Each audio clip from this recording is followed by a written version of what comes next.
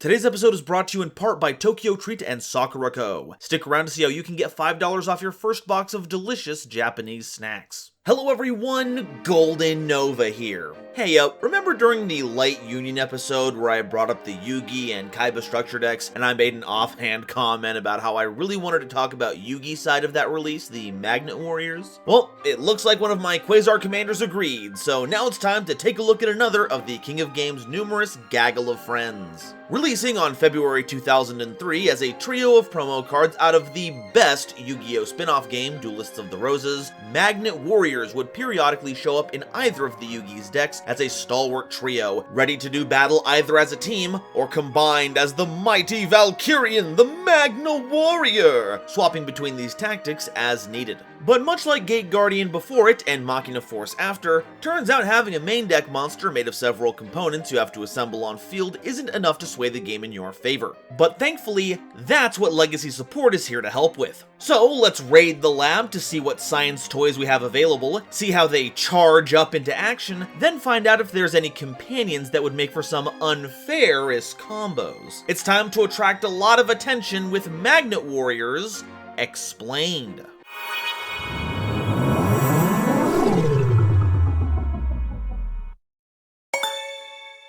So, what's the deal with Magnet Warriors? Well, they're a series of Earth attribute rock-type monsters. Once again, the name here is a little misleading, don't go try to search any of them with Rhoda. Our goal is to assemble as many of these little goobers as possible so we can Voltron them together into bigger monsters, either with ridiculous stats like Valkyrian, or just straight up removal with Berserkian. At which point you Voltron those together into a titanic super monster. The big takeaway though is that none of these cards are weighed down by any kind of summon restriction. So while you could make throwbacks to older cards, reveling in the good old days, you could also use them to make good cards. You know, whatever floats your boat. First up, we have our trio of original level 4 Magnet Warriors, each one being a normal monster. Alpha has 1400 attack and 1700 defense, Beta has 1700 attack and 1600 defense, and Gamma has 1500 attack and 1800 defense. They all even come with the same flavor text. Alpha, Beta, and Gamma meld as one to form a powerful monster, which must have been awkward for the TCG since that combined form wouldn't be in distribution for 2 months after these came out. But as far as modern card design goes, it's nice to have a core of normal monsters like this because you can unexpected die these out onto the board to get your plays going. And I don't really have much more mechanical analysis here, but like, look at these janky little things. Some people yearn for the days where Yu-Gi-Oh! Art was dark and grisly, and I can appreciate that. But this is the kind of design I miss. It's like a bunch of shapes they smashed together like little robot toys, but they needed to give them a magnet theme, so they just slapped some magnets on them, and somehow it works. Recent releases have shown these three in a more modern art style, but it's just so uncanny. Nothing can truly replace these derpy but sprightly little warriors. Except maybe Delta, that one gets it. Now, with them covered, we'll move on to their modern retrains, the Electro Magnet Warriors. They've all got two things in common, aside from the current Earth Rock parallel. They're all level 3, and have an effect where, during the opponent's turn, you can tribute them to special summon a level 4 Magnet Warrior from your deck. So if they're about to get hit by interaction, or you just want a different stat line, you can phase them out, and spoilers, also help set up one of our boss monsters. Well, 2, technically, but that's besides the point. We've got Alpha, the Electromagnet Warrior, a 1700 attack and 1100 defense monster, and if normal or special summoned, you can add a level 8 Magna Warrior monster from your deck to your hand.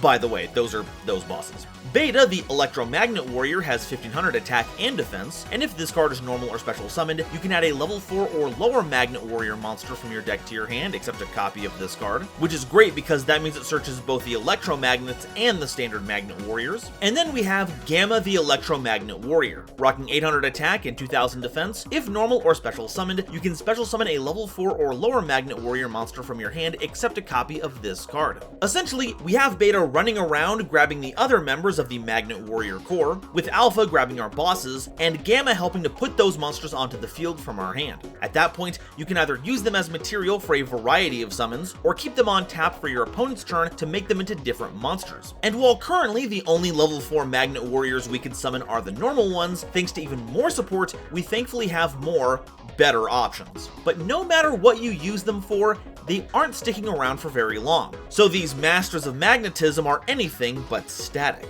But that brings us to our remaining level 4 Magnet Warriors, the ones with actual effects. Delta the Magnet Warrior has 1600 attack and 1400 defense, and if this card is normal or special summoned, you can send a level 4 or lower Magnet Warrior monster from your deck to the graveyard. And if this card is sent to the grave, you can banish 3 level 4 or lower Magnet Warrior monsters from your grave, except a copy of this card, to special summon a Valkyrian the Magna Warrior from your hand or deck, ignoring summoning conditions. And this will trigger however it gets sent to the graveyard without missing timing, which means you're encouraged to find the most creative way to dump Delta into the trash. Don't worry, it actually likes when you do that. This effect is likely to compensate for the fact that Valkyrian is terribly slow and difficult to summon, while its newer counterpart took a page out of the ABC Dragon Buster manual. And aside from itself, it can use any of the magnets you have in graveyard, meaning that if you summon this off of an Electromagnet Warrior after you bin a monster with Delta, you're 2/3 of the way to a humongous boss. Spring this on your opponent at an inopportune time, and they'll be very upset that they were Delta bad hand. Epsilon the Magnet Warrior has 1300 attack and 1500 defense, and if this card is normal or special summoned, you can send a level 4 or lower Magnet Warrior monster from your deck to the grave, except a copy of this card, and this card's name becomes the sent monster's name until the end phase. Then you can special summon a Magnet Warrior or Magna Warrior monster from your grave with a different name from the cards you currently control, which necessarily means you can't summon what you binned since its name has now been firmly stapled onto Epsilon. But here's something funny. While the on-summon effect of our Electromagnet Warrior effects are once per turn, their quick summon effects are not. This means on your opponent's turn, you can tribute any of them to get Epsilon, send a normal Magnet Warrior to the grave, revive the Electromagnet Warrior to tribute it again, get Delta, and have it send another normal Magnet Warrior. Now you have 2 Magnet Warriors and an Electromagnet Warrior in grave, perfect for enabling Delta's grave effect. And it comes with 2 bodies to block with to boot. It may not have the best design sensibility when it comes to matching up with its brethren, but I still think it's Epsilon to something. Alright, that does it for the Magnet Warriors. Huh? What in the world is going on up there? Wait a second!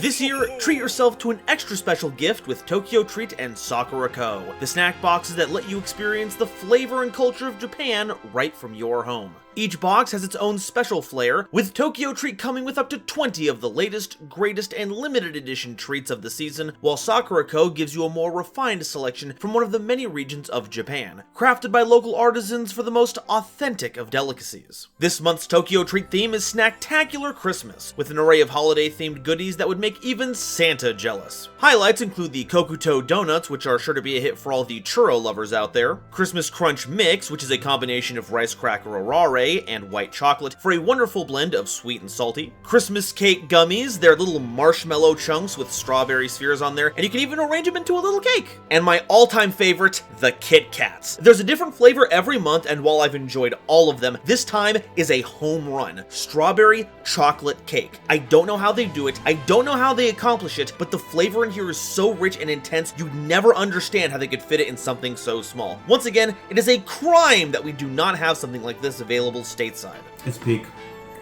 It's peak. From Sakura Co., experience the wonders of northern Japan with holidays in Hokkaido. Included are lovely delights such as this milk mochi. A little trivia fact here, there's an edible wrapper on this that you're supposed to eat through, so don't get too confused on that. Milk and chocolate cookies, which have a wonderful combination of crunchy and creamy, and the Hokkaido butter cookies. They're pretty similar to the sugar cookies that we might all know and love, but amped up to 11. All of which pair fantastically with this month's tea, the Matcha Genmaicha. And alongside that tea, Sakura Co. boxes include a wonderful, beautiful, and unique piece of tableware to spruce up your dining experience. This time around, you'll be getting the Indigo Yuzen dish, perfect for keeping your snacks close at hand while feeling like a real confectionery connoisseur. Both boxes also come with their own booklet full of information telling you where the candy was made, how it was made, and the local traditions surrounding it, so you feel even closer to the world they came from. They even come with handy allergen information for safe snacking. Every time I've gotten these boxes has been a delightful experience. They're tastier than anything I could ever hope to get my hands on at a local store, with flavors I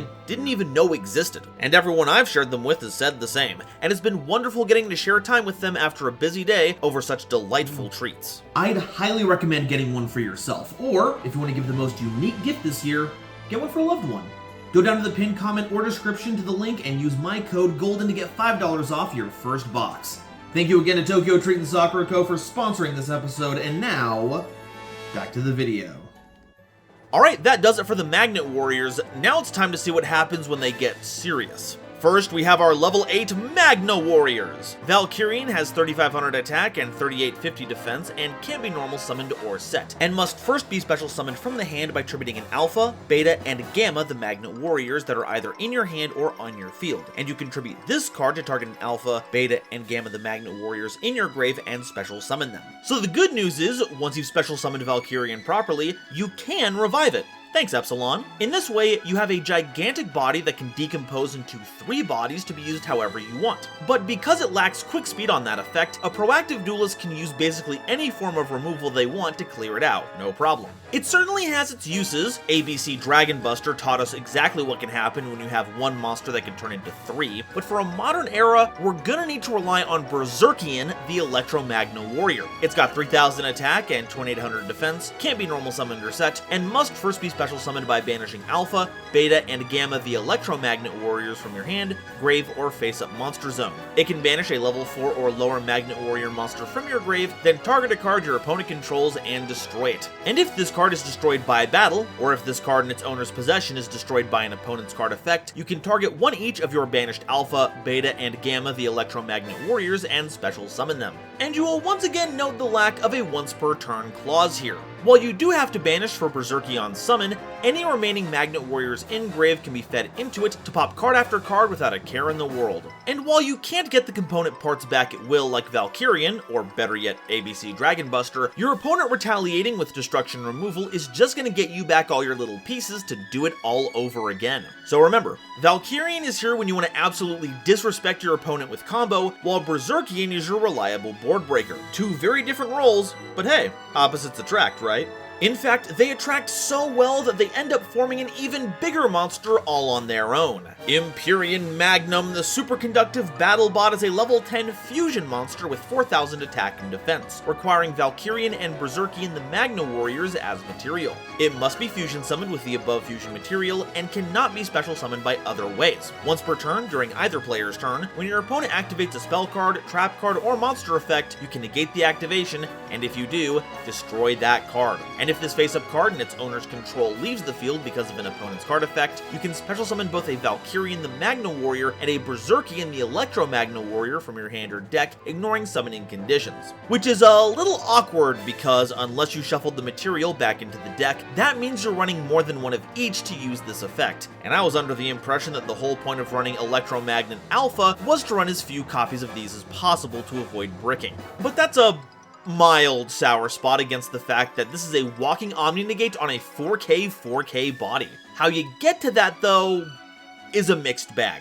On the one hand, this does require a fusion effect to work, and sadly, Magnet Warriors don't come with any in-theme, so you'll need to supplement your deck with something that helps you along with this. However, because the material doesn't have to be on the field like its counterpart A to Z Dragon Buster Cannon, you don't actually have to go through all the effort of fielding them. Once again, with the effect of Electromagnet Alpha, we can get those into our hand with ease, then hit them with that sick polymerization, and there's a million ways to get access to that. So, if you're running the Magnas as finishers, there's a lot of incentive to add this into your extra deck as an additional payoff. But now I'm just curious how they got their hands on the rights to the BattleBot branding. That's impressive. Alright, that's all the Magnet Warrior monsters. Now it's time for the spells and traps. Magnet Induction is a normal spell card that you can activate if you control a Magnet Warrior whose original level is 4 or lower. Special summon a level 4 or lower Magnet Warrior monster from your deck with a different name than the cards you control. Also, for the rest of the turn after this card resolves, Magnet Warrior and Magna Warrior monsters you control can't be destroyed by battle or your opponent's card effects. That's right, it's an emergency teleport with upside. Targeting protection probably would have been the best to help avoid interaction, but battle and effect destruction protection ain't half bad either. And the best part is probably all the options that we have available for us off this card. We can summon Electromagnet Alpha to help get our Magna Warriors into rotation. Electromagnet Beta can do the same for our small soldiers, with Electromagnet Gamma getting more material out of our hand, with Delta and Epsilon handling our graveyard setup, potentially getting even more revival if we have plenty in graveyard for Epsilon to grab. This easily falls into the category of would be busted in any theme other than Magnet Warrior, and it arguably kind of is in some form or another, so I'm really glad it got inducted into this archetype.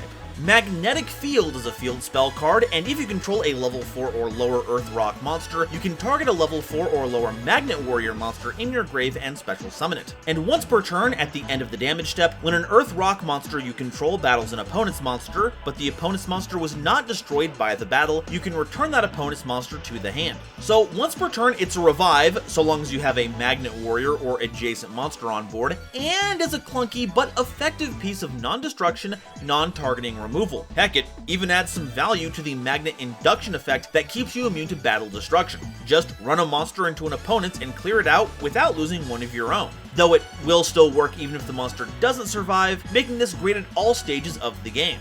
But I don't know, I feel kind of uncomfortable looking at this card. Like, Valkyrian is mid-combination. It's like walking in on someone when they're dressing. It's embarrassing for everyone involved. Magnet Conversion is a normal trap card that targets up to 3 level 4 or lower Magnet Warrior monsters in your grave and adds them to your hand. And during either player's turn, except the turn this card was sent to the grave, you can banish this card from your grave, then target one of your banished level 4 or lower Magnet Warrior monsters and special summon it. So you get a huge buyback on your grave material, which might come in handy with how many electromagnet monsters will be tributing off for their effects, but also lets you slam a banished one onto the field, presumably after you summon Berserkian or used it as material for its removal effect. But a lot is working against this card. We actually want our Magnet Warriors in the grave, whether to perform the summon shuffle with Valkyrian or as a way to summon and fuel Berserkian. And while we do have good ways of reintroducing those monsters back into the graveyard, for instance, you can tribute the normal Magnet Warriors right out of your hand for Valkyrian, its slow speed, combined with its secondary effects turn delay, is brutal. This would make for a neat extra bonus card to get as part of a combo that did other things, but because we have no card that searches Magnet Spell or Trap cards, at least not yet, I would recommend keeping this at a distance. At least until some legacy support makes you into a convert for it. So that's all the Magnet Warrior cards, but what do we do with them? Well, we actually have a strangely flexible game plan. Going first, we should aim to loop Valkyrian as much as possible, summoning it properly, trading it out for its component monsters, use them as material, revive Valkyrian, and utilize all that material to make a savagely powerful end board. On the draw, we should shift to making Berserkian as soon as possible and loading our grave with material so you can brutalize an established board, all while attempting to summon Empyrean Magnum no matter the turn to insulate your plays and provide a huge body to help with closing out the game. It may not leave a lot of room for non-engine, but we're already kind of a glass cannon, so we're just gonna have to embrace it. So what can we play to help them out? First off, a quick mention of a few related spell and trap cards is warranted here. Magnet Reverse is a quick play spell card that special summons one of your rock or machine monsters that can't be normal summoned or set from your grave or that's banished, making it a great way to revive our Valkyrian and Berserkian, as well as any extra deck monsters of those types we might try to access.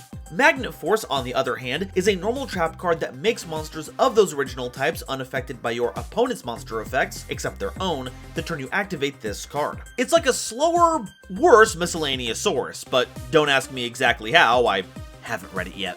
The Earth-Rock combination has actually got a ton of support over the years, so we have quite a few cards to lean on. The first ones I'd like to highlight are the Adamanticators. Not only do these bring synchros into the mix, those tuners help us dig deep into our deck to get our magnets. There's also the spell card Adamanticator Signs, which we can use to revive our team members. Another thing we should consider is fossils. Miracle Rupture can get more magnets into rotation, and if Fossil Fusion is already in the bin, it also has a draw attached to it. And with that Fossil Fusion, we can access a variety of powerful game enders, from Skullgeos' Double Piercing to Skull King's Double Attack. And if we banish an opponent's monster from the grave to make these monsters, all the better. What about more generic support? Well, since we have a lot of level 3 rock monsters, we actually have consistent access to Gorgonic Guardian. Being a quick effect negate that also zeroes out the monsters it hits is pretty useful, especially because it can also just destroy zero attack monsters. For additional help in summoning this, we can tech in Gorgonic Gargoyle as more level 3 material from hand, or another Yugi retrain, Sentry Soldier of Stone, which you can revive from your grave. But our level 4s shouldn't be left out, because they can access access Gallant Granite, which can search us either a combo piece or Nibiru to keep an opponent's growing board in check. We've also got another fantastic level 4 extender in the form of Gigantes, giving us either another body for material or as a way to use the battle phase as a heavy storm. And if you want a way to just halt your opponent in their tracks completely, Barrier Statue of the Drought is a one-stop shop when it comes to making your opponent absolutely hate your guts. Earth may be a pretty common attribute, but Light and Dark are almost always going to have a leg up in terms of meta representation, so this should cover a lot of bases while being really easy to side out against Earth-centric decks or when going second. But no matter what level you focus on, Doki Doki is going to be a big help, especially if you hit it off an Adamancipator for more board presence. It'll fill your grave with Magnet Warriors while getting more monsters onto the board. It's a win-win. As for a silly tech pick, let's get a little fiendish and play Evil Hero Adusted Gold. By pitching it, you can search Dark Calling, the evil Miracle Fusion, then use it to fuse Adusted Gold and any of our rock monsters into Evil Hero Dark Gaia. If we use Valkyrian, this results in a 5600 attack monster that won't let your opponent's puny defense position monsters hide away from all this damage. Alternatively, if effect removal is called for, those same material can just make Evil Hero Malicious Bane, so you've got plenty of juicy options off of this suite of cards. Alright, so that's everything I know about the Magnet Warriors, but how does it stack up against the Nova scale? Novelty. Well, if we include the promo releases, the original Magnet Warriors gimmick of multiple monsters merging into one, at least insofar as main deck monsters were concerned, actually predates the XYZ unions by about half a year. But considering how little of an impact they all had, even after their new wave of support, it'd be hard to genuinely call them trailblazers in this regard. It really was just fusion, but slightly to the left. And while designs like Machina Force do draw inspiration from this, I don't really feel like it left a strong enough impression on future design. Honestly, I think half the reason people even care about Magnet Warriors is because they're one of Yugi's archetypes. For how old they are, I do feel inclined to bump up the score a bit, but the best I can give Magnet Warriors in novelty is a 3. Objectivity. While Valkyrian can get out of hand under the right circumstances, chances are Berserkian is going to be your mainstay when it comes to playmaking, and that card is much more tame. I don't think Magnet Warrior FTK is on the horizon anytime soon, and the end boards it produces are more than reasonable, so they get a 5 in objectivity. Versatility. There's a bit of Earth-Rock synergies going on around here, though they seem to be serving Magnet Warriors exclusively, rather than them contributing to the Earth-Rock pool. However, there is still a lot they can lean on, so I feel like this theme is deserving of a 3 in versatility. Awesomeness. It is with a heavy heart that I must confess, when I look at Magnet Warriors, they just don't grab me. When I go through the effort of building up a big boss, I want a real payoff. And I know Valkyrian is a victim of early Yu-Gi-Oh design, but that doesn't change the fact that very little has been done to update them. It's easier to summon, sure, but no additional effects are being added to it to make it more impactful on the board. Berserkian, by contrast, is a more modern design, and while it's very useful, it just doesn't have the same kind of feeling as playing with the older cards. If you're a Yugi enthusiast and you love playing with any of the Moto's decks, you'll probably have a blast, with a much higher rating than me. But I'm giving this deck a 2 in awesomeness, meaning Magnet Warriors are walking away with a 13 on the Nova scale. And that's all I have to say about Magnet Warriors. While not as format defining as its companion, the Light Union monsters, these pillars of polarity still have some cool plays to call their own, with some nifty tricks up their sleeve in case things get a little too shocking. Just make sure to memorize your combos and keep your lines clean, cause victory can come to even the most ragged and roughshod of decks. When it comes to our success rate, Magnet Warriors are going to experience a little push and pull. Oh, and for the love of God, make sure to avoid making any ICP references. Your playgroup will thank you. But now, I want to hear what you all have to say. Have Magnet Warriors held strong over the years, or are they just a bit too polarizing? And which one's your favorite? I'm still on Team Valkyrian. That is peak design. Let me know your favorite in the comments, and if you haven't already, please be sure to like the video, subscribe so you don't miss an episode, and make sure you share this video with somebody you know who loves Yu-Gi-Oh! It really does a lot to help me out. Today's episode is brought to you in part by Tokyo Treat and Sakura Co. Make sure to follow the link in the description or the pinned comment to get started, and use my code GOLDEN at checkout for $5 off your first box of delicious Japanese sweets. Today's episode is also brought to you by my lovely patrons, including the illustrious Quasar Commanders Frankie and Marluxia is a Girl, Nebula Navigators 3rd Dynasty, Ada Basilisk, Adam Zajdel, Andrew Newman, Kane Senpai, Chibi Gohan, Christopher Fuss, Clockswork, Danny Bound, Dark Dragon X830, Eric, Aaron the World Breaker, Garland Chaos, Green Knight, Great Big Pillock, Hair Bear, Harry the Ominous Benefactor, Hydrocraft 135, Iron Zero, Iskander 711, Mana Charge, Marion James E. Picata, Mega Combi, Millennia Asta, Molly Renata, Muzuki Clark, Nathan Vig, Natiel Lee Alexander, Orozco 09096, Panther J, Rebel King Lucifer, RJ the Jank Monarch, Sammy Haim, Sir Knight JCB, Skybuster Leo, The Wizard Moose, URTV 667 and Xander Wolfensberger, Cosmic Crusaders Alpha Sly, Almento 5010, A Random Pup, Ariel Kersey, Beluga Master, Blue Gem, Borger with a Shotgun, Chaz Ghost, Corbinisms, Drachenwald, Eki Bullock, Emony, Eva Padilla, Hike Boyagian, Howling Zangetsu, Herbal D, Inblink, Jester Design,